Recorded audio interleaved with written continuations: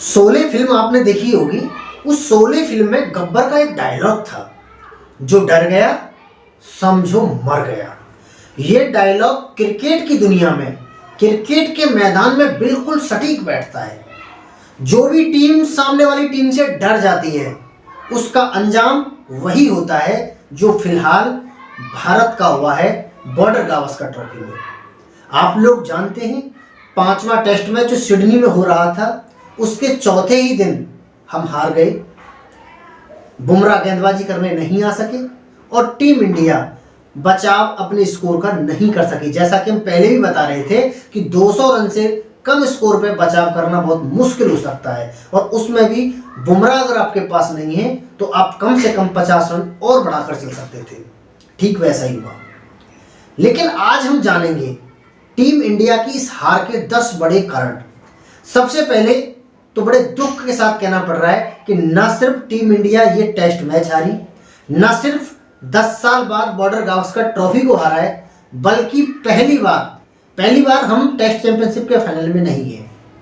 जून में होने वाले लॉर्ड्स के मैदान पर ऑस्ट्रेलिया और दक्षिण अफ्रीका की भिड़ंत होना लगभग तय हो चुका है। और सबसे बड़ी जो हैरान करने वाली बात है वो ये है कि जब से कोच गौतम गंभीर बने हैं, तब से टेस्ट क्रिकेट में ये हमारी 10 में से 6वीं हार है। ऐसा क्या हुआ कि हम 2-3 महीने पहले टेस्ट चैंपियनशिप के फाइनल की सीट पर लगभग बैठे हुए हैं, हमारा नाम कंफर्म है। हमें बस ये देखा जा रहा था कि दूसरी टीम कौन सी होगी जो जून में हमसे खेलेगी। समय का चक्र घूमा और परिणाम आज हम वहां आसपास भी दिखाई देते रहे। लगातार फ्लॉप्स हो जाएगी, चाहे वो बल्लेबाजों का था या गेंदबाजी में बुमराह के अलावा सभी गेंदबाज संघर्ष करते नजर आए। जो टीम इंडिया से गलतियां हुई और ये ट्रॉफी हारने के जो सबसे प्रमुख 10 कारण हैं, वो मैं आपको बताना चाहता हूं। उसमें सबसे पहला कारण है उम्मीद, और उसका जन्मदाता हमारे विराट कोहली साहब, अजिंक्य रहाणे, पुजारा, रिद्धिमान साहा, आर अश्विन, हनुमा विहारी, टी नटराजन और न जाने कितने लोग जो पिछली 2 बार बॉर्डर गावस्कर ट्रॉफी खेलने जब ऑस्ट्रेलिया में गए, ऑस्ट्रेलिया को हरा कर आए, तो हमें लगने लगा कि ऑस्ट्रेलिया को हराना तो बच्चों का खेल हो गया है। पिछली बार तो जो गेंदबाज नेट पर गेंदबाजी कराने के लिए गए हुए थे, उन सब का डेब्यू हो गया, तब भी हम ऑस्ट्रेलिया को हरा के आ गए। इस बार ऐसा क्या हुआ कि हमारी अच्छी खासी टीम पस्त हो गई।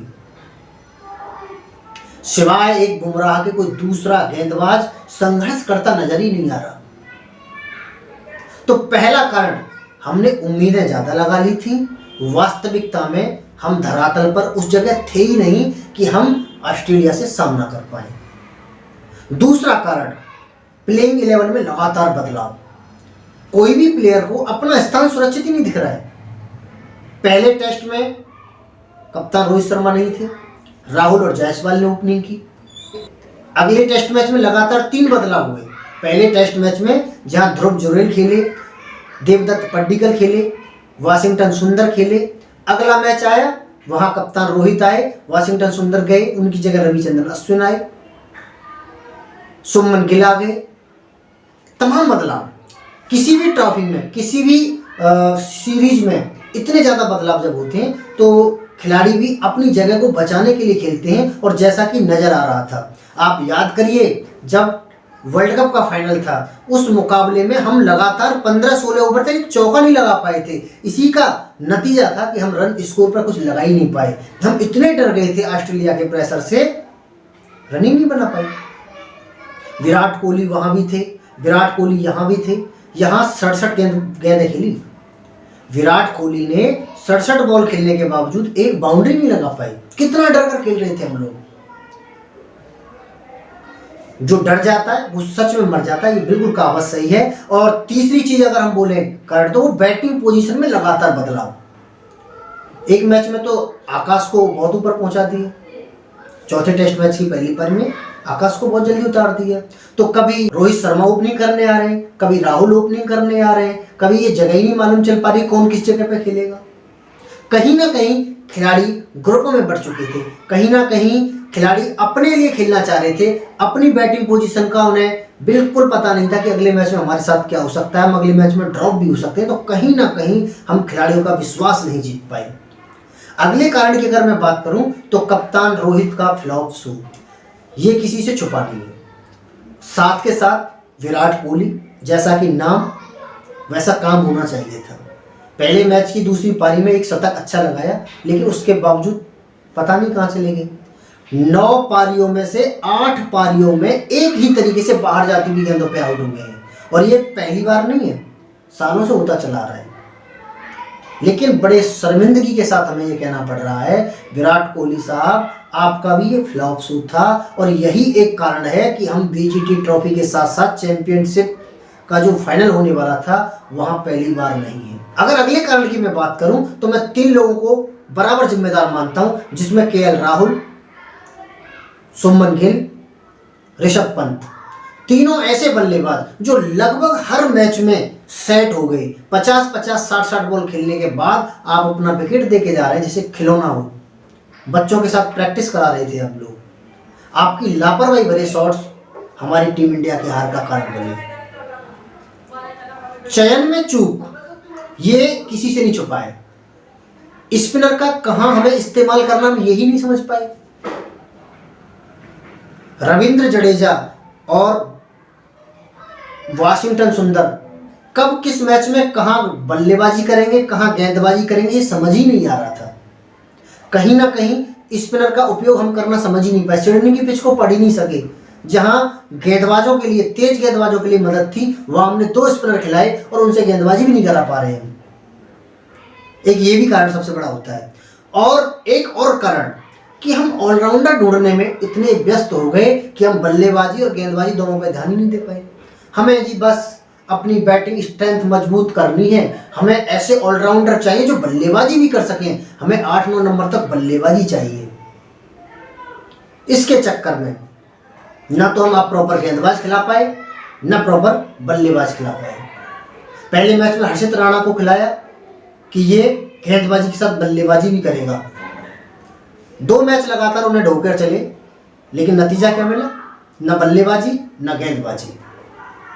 एटीट्यूड में कोई कमी नहीं थी, एटीट्यूड बराबर चल रहा है सबका। तो कहीं ना कहीं हम अतिरिक्त बल्लेबाजी के चक्कर में अपनी लुटिया खुद डुबा बैठे। और सबसे ज्यादा अगर मुझे किसी ने डिसअपॉइंटमेंट किया, वो पंत की हीरोपंती लीड हुई।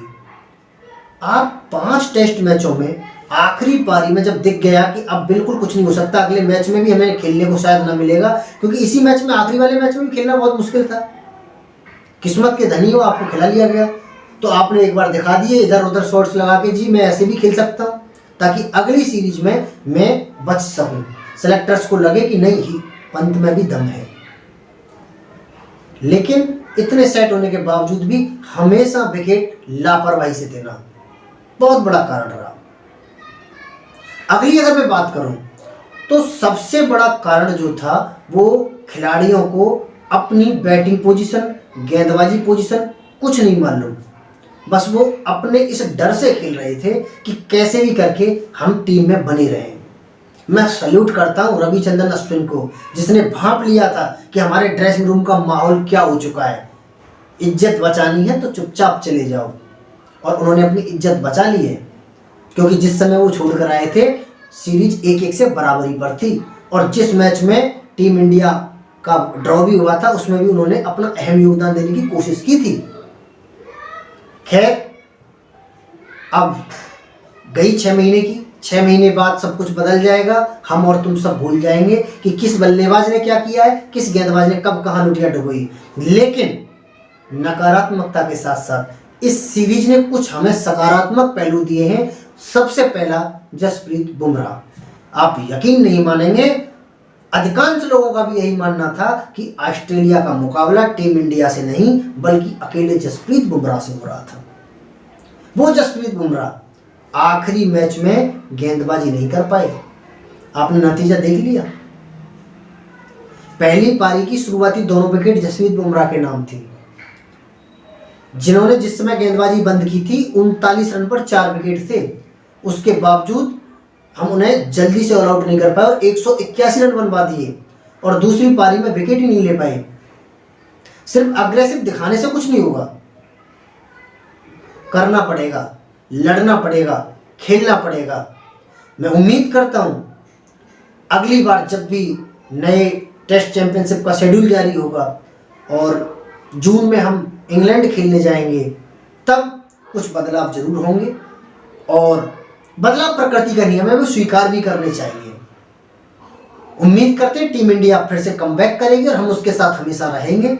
आप भी अपनी अनमोल प्रतिक्रिया हम तक पहुंचाएं ताकि हम आपकी बात दुनिया तक और ज़्यादा से ज़्यादा पहुंचाएं।